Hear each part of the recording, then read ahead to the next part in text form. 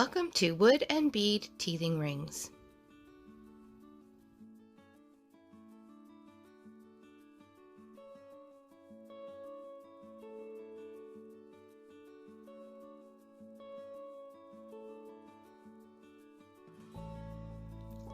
Let's have a look at the kit that you all received when you signed up for this. Should have everything that you need inside. Opening it up, we have silicone beads, fabric beads, some wooden heart beads, a fabric clip for attaching to shirts, some wooden rings of different sizes, and in this kit, a wooden dinosaur. Oh, how cute. A long piece of string, and one needle. You have your choice when using this kit to make either a teething ring or a string teether. I'm going to show you how to make both. Making a teething ring.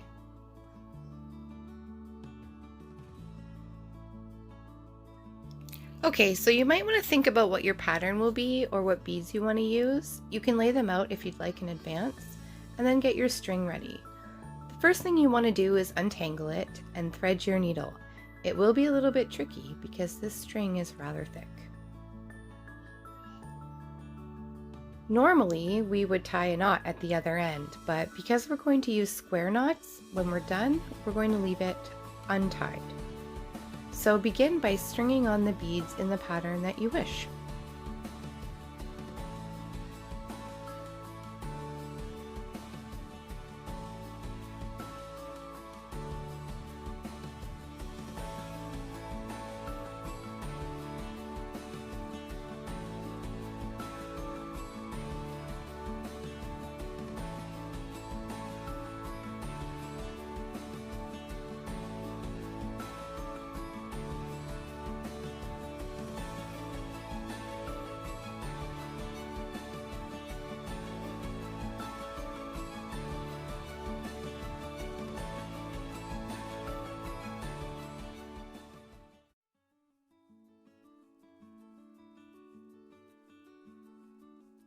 Okay, I think that will do. I'm not going to use the fabric clip because that's for a string teether, but for the round teething rings, we don't need it. So there you have it. Here's my pattern, and now we're going to have to tie it closed. Now, if you have ever done any macrame, you'll have heard of a square knot before, and that's what we're going to use when we do it here.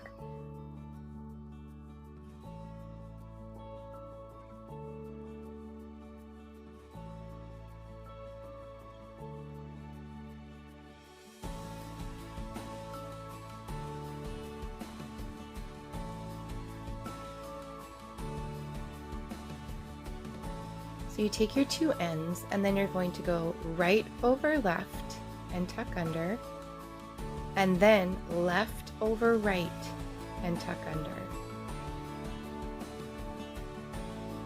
Then you can sort of snug it together to make a square knot. You want to pull that really tight. Now I'm going to undo this and do it again closer to the beads, but I just wanted to show you what it should look like. Let's go scooching it down and making it as tight as I'd like it to be. I'm then going to cross over and then do the left over right and tuck it through and pull it tight. You can also make a second square knot if you're worried about how tight it is. I would always err on the side of caution and do a second knot if you think your first knot isn't tight enough.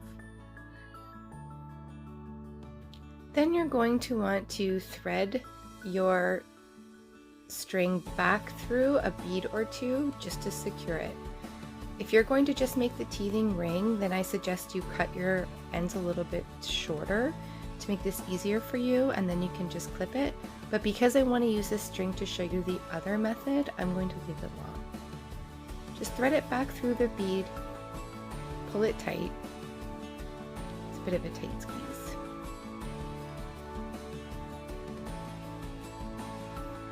And then when you're done getting it through, just trim off the excess, and then you have it.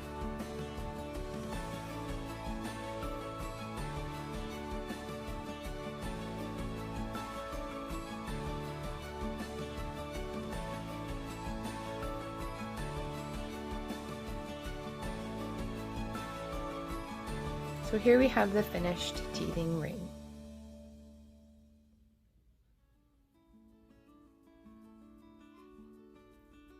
Now I'm going to show you how to make the teething string using the fabric clip. So I'm going to undo all of these beads that I've put on and get started with the other way.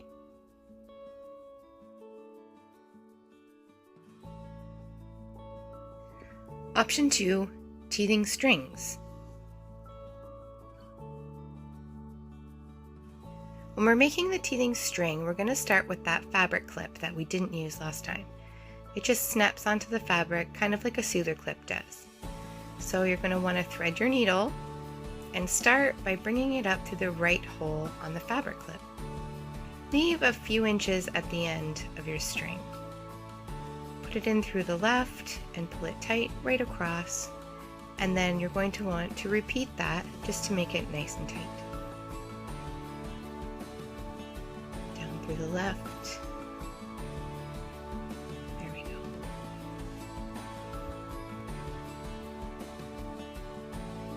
Now take your string and make a loop and put that through the third hole, the bottom hole on the clip, and pull that loop up through the top, just like that. And then you're going to take your needle and thread it through the loop, just securing that. Work your string until it's nice and tight, pull it all the way through, and then pull it tight to make a nice strong closure for the teething string. There you have it.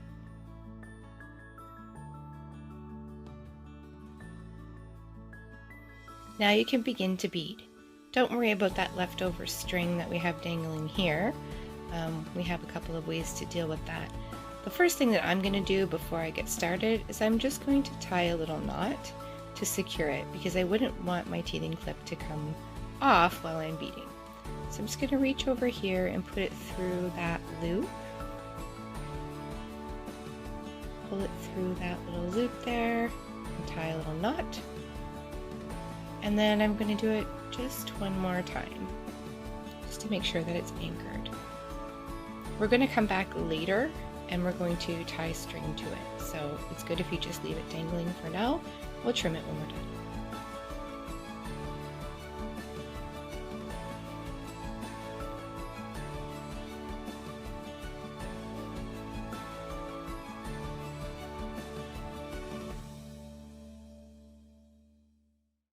So I've laid out my pattern here on how I want my teething string to look, alternating the beads in a way that I think looks nice. You guys will make your own, whatever you think looks fantastic. So then you're going to spend some time putting your beads onto the string all in a row.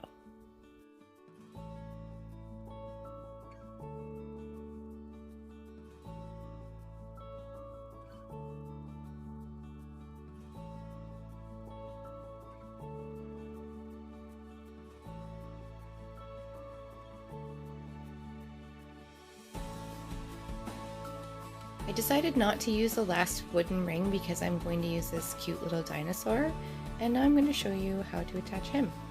You could attach him through the eye, but I worried that that might not be too secure, so I'm going to attach him through the belly instead. Like before, make a loop and stick that through the belly of the dinosaur. Oops, there we go. And then take your needle and go back through that loop, just like we did at the beginning. Because he's the end and he kind of dangles, I am going to do this twice. So I'm going to make a second loop once it's nice and tight. And I'm going to put it again through his belly and then put my needle through that loop and pull tight. Now he's attached with 2 loops, which I think is a little bit stronger. You can make 3 or 4 if that's what you wish. And be very careful here not to trim yet, because we need all of that string to go all the way back up to the top. So after you have your end piece snug and secure, you're going to want to take your needle and you're going to start threading that string back through the beads that you just put on.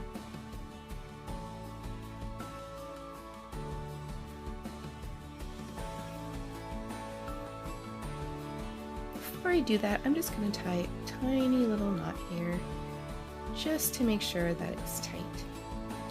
Now, up we go through all of the beads until you get to the clip again.